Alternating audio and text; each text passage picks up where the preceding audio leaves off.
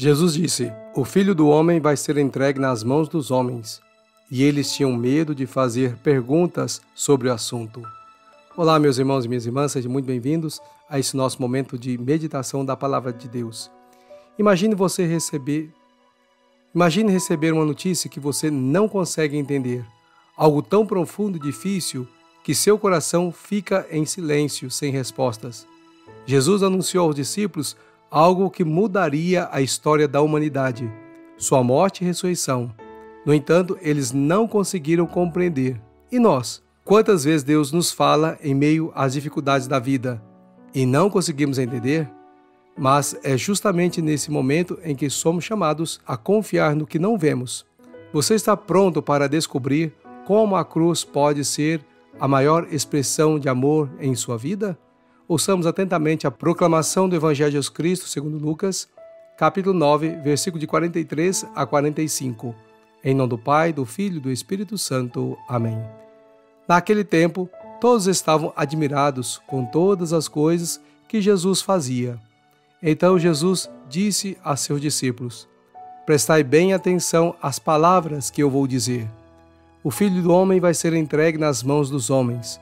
Mas os discípulos não compreendiam o que Jesus dizia. O sentido lhes ficava escondido, de modo que não podiam entender. E eles tinham medo de fazer perguntas sobre o assunto. Palavra da salvação, glória a vós, Senhor.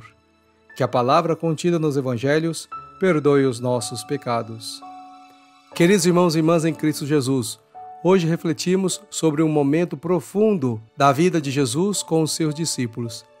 Eles falam de maneira clara sobre a sua paixão e morte. No entanto, apesar das palavras de Jesus, os discípulos não compreenderam a gravidade do que ele estava dizendo.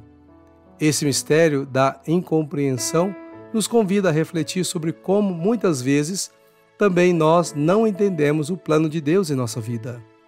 Jesus sabia que o caminho da cruz era inevitável. Ele não fugiu desse destino, pois sabia que o sofrimento, por mais doloroso que fosse, era o caminho para a salvação da humanidade. Aqui aprendemos uma lição essencial. Muitas vezes, Deus nos chama a enfrentar momentos de dor e dificuldade. Em vez de os evitar ou os temer, somos convidados a os abraçar com confiança, sabendo que, ao final, o sofrimento que oferecemos a Deus pode ser transformado em redenção e vida nova. Os discípulos, por sua vez, não conseguiram compreender plenamente as palavras de Jesus. Eles esperavam um Messias glorioso, poderoso, e não podiam imaginar que a missão de Jesus envolvia a cruz. Quantas vezes também nós temos expectativas equivocadas sobre o que significa seguir Jesus? Esperamos bênçãos, vitórias, proteção imediata, mas muitas vezes o caminho de Jesus nos leva à renúncia ao sacrifício. O que ele nos pede é que confiemos, mesmo quando não entendemos. São João Paulo II disse: "Não tenhais medo, abri antes, escancarai as portas para Cristo." Isso nos encoraja a abrir os nossos corações à vontade de Deus, mesmo que essa vontade inclua a cruz. Não precisamos entender muito, mas sim confiar que com Cristo a cruz nunca é o fim, mas o início de uma vida nova. O silêncio dos discípulos diante da mensagem de Jesus é o reflexo do nosso silêncio diante dos mistérios da fé. Quando as respostas parecem distantes, somos chamados a uma fé profunda que vai além da compreensão humana. Santa Teresinha do Menino Jesus nos lembra: tudo é graça, mesmo nas situações que parecem impossíveis de entender, a graça de Deus está presente a nos guiar. Portanto, irmãos e irmãs, hoje somos chamados a olhar para a cruz com novos olhos. Não como símbolo de derrota, mas com maior ato de amor que o mundo já conheceu. Que possamos aprender a confiar no plano de Deus, mesmo quando não compreendemos completamente, sabendo que Ele está sempre conosco, especialmente nos momentos de maior dor.